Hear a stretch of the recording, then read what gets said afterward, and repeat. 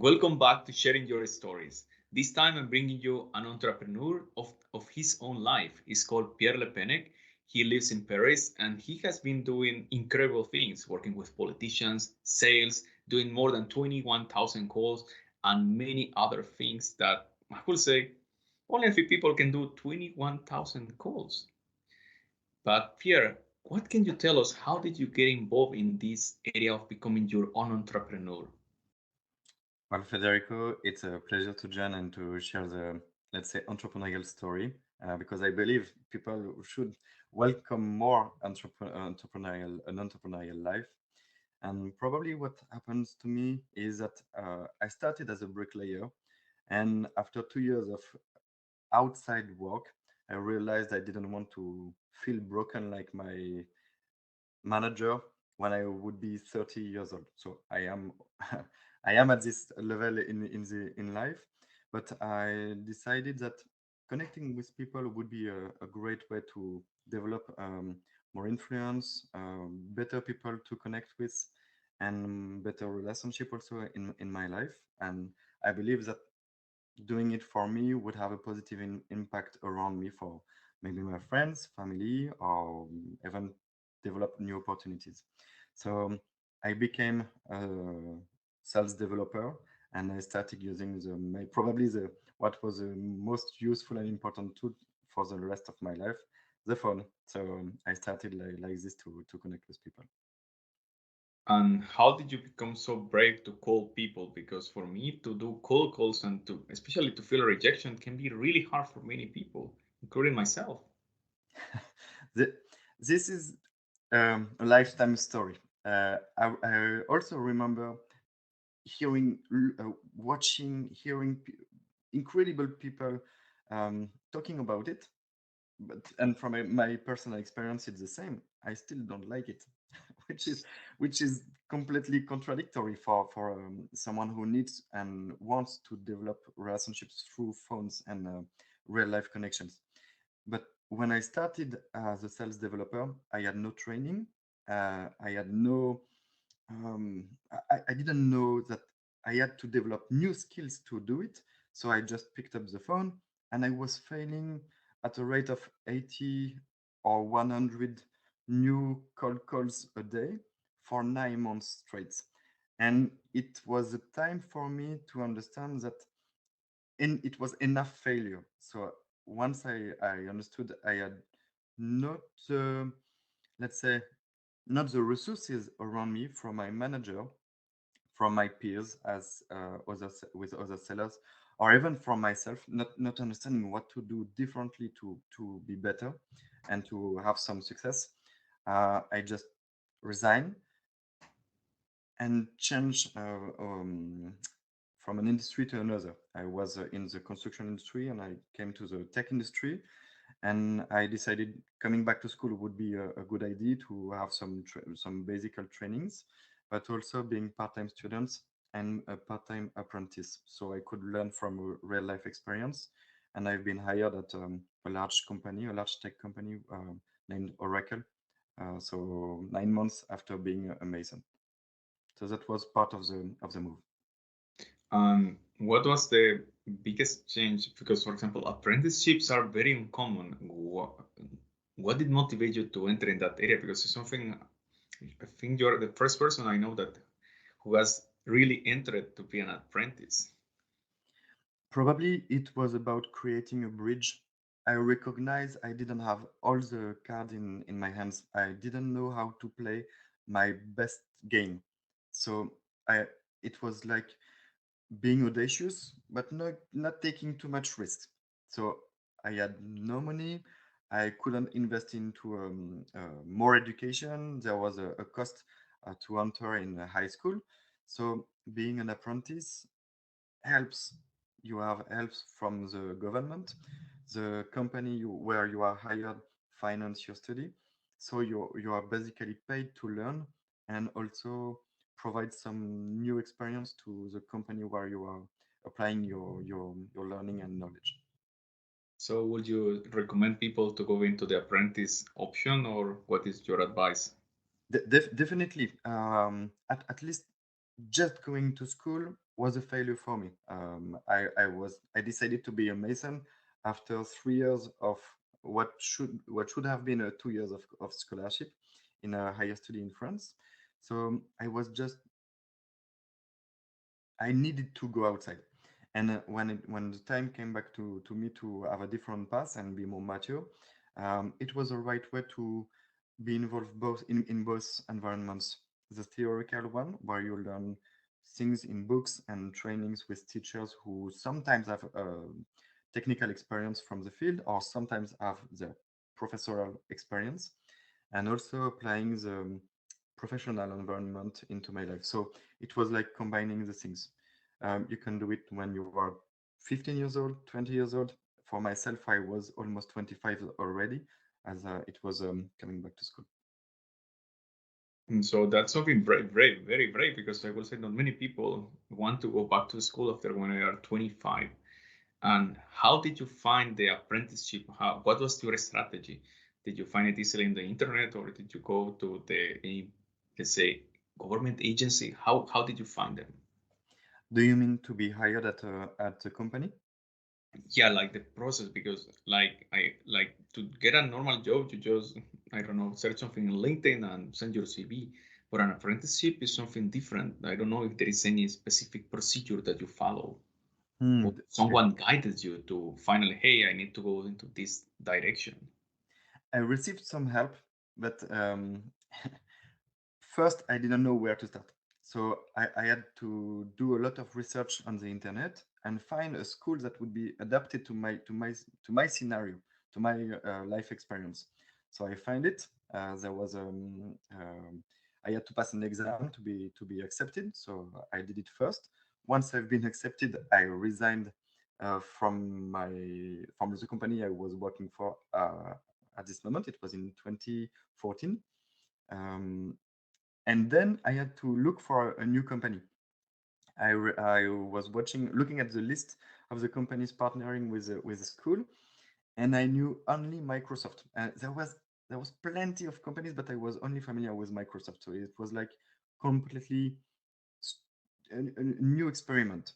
And I asked a friend who was studying in a high school in a business environment in France, and he told me, okay, this one, and this one are great companies. If you can be hired there, you would have great chance to have an interesting future. Good money, good life experience, good apprenticeship, interesting people around you. For the others, I don't know. It's up to you. So I asked him what is the top one, and at the moment he told me it's Oracle, and the top four was like Microsoft, IBM, and SAP.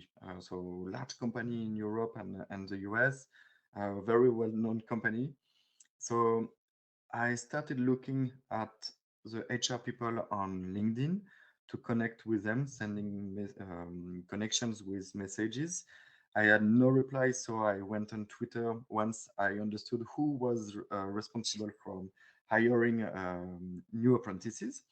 And I found her phone number. So I just called her, sent her the longest email I ever sent in my life, in addition to the longest resume I made, in addition to a motivational letter, which was almost repetitive from the email, but I tried to it was like all in. And I got a reply. I got my first call. It was in March 2015. So almost 6 months after I've been accepted in the company, but it wasn't the right time to be hired at Oracle because it was in June that they made the choices. So I had positive feedback, and I started being rejected at Microsoft. I started having positive feedback from IBM or SAP, but I've been rejected at those companies. And when I was in other interviews at smaller companies, even good ones, it wasn't like Oracle for me. So I just said no to the company where I had opportunity to be hired. And sometimes it was okay to come back to them. But I insisted, I think I gave and I sent more than 30 emails in the next 3 months. It was in February, in March, to just create the link with the HR person to the point she was almost scared. But I've been able to have three different interviews with three different business unit directors, being rejected by two, but accepted by one.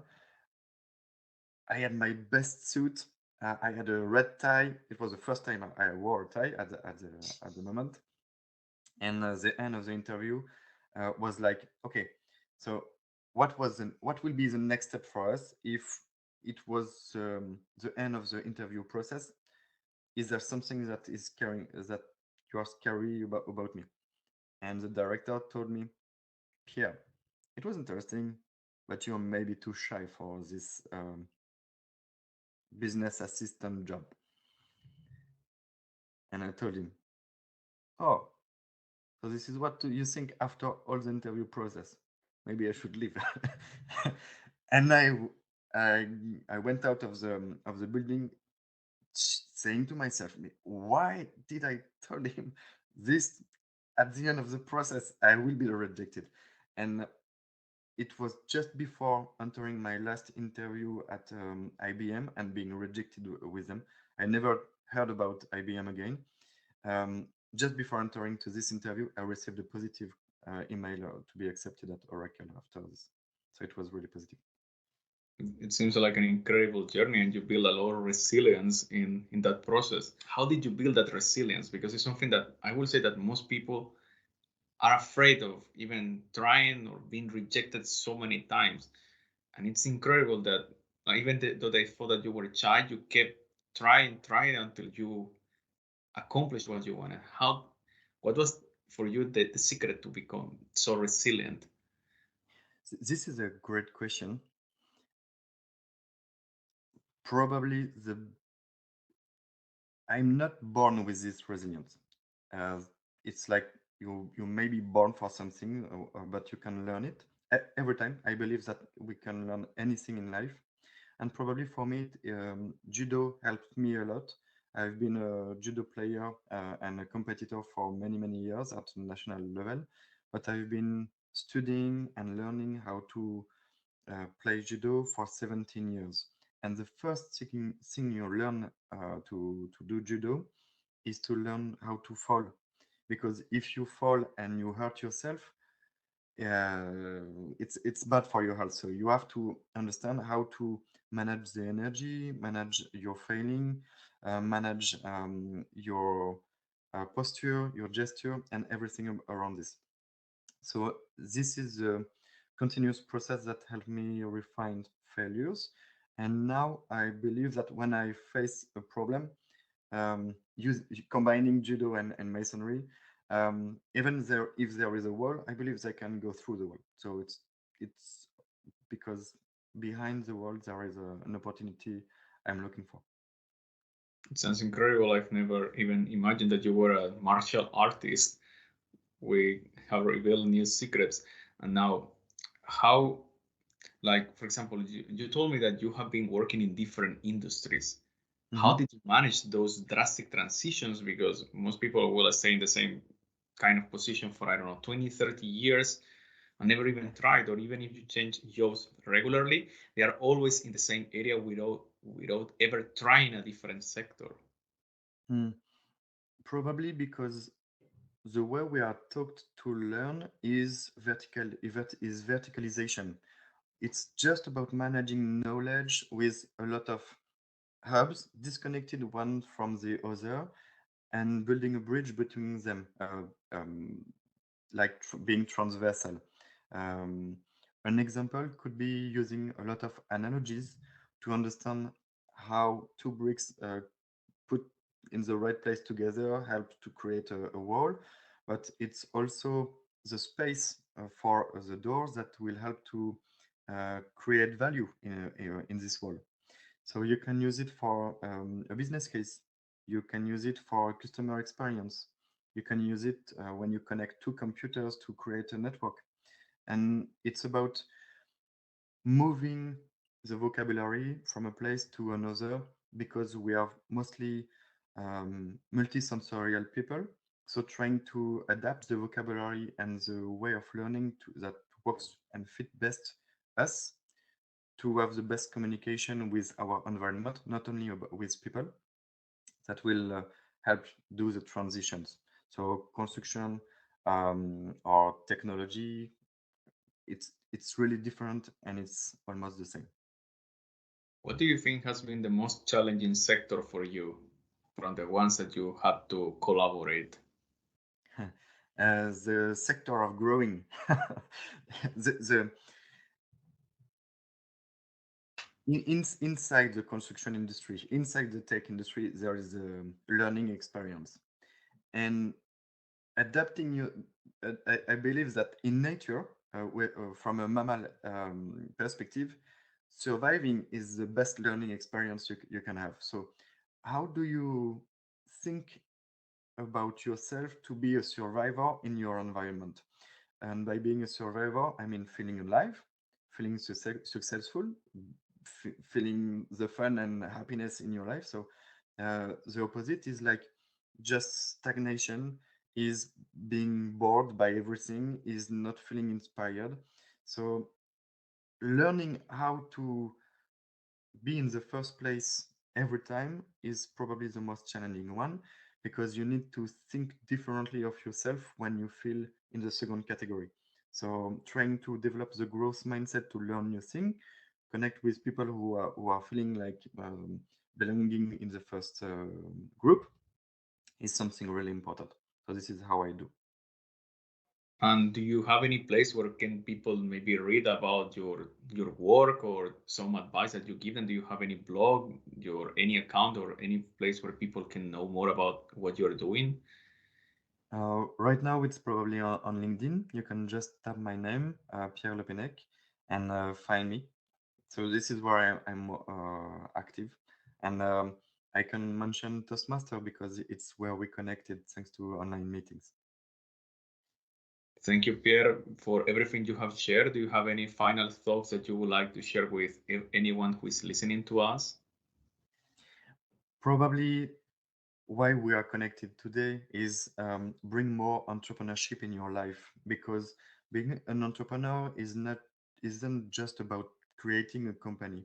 More people should want more and be more to be more successful, because it brings so much in others' life and to us that it it's worth it. So you have the more energy than you think, use it. Thank you very much, Pierre, and I hope everybody will learn something new because Pierre is a great example that you can be the entrepreneur of your own life. Thank you, Federico. Bye.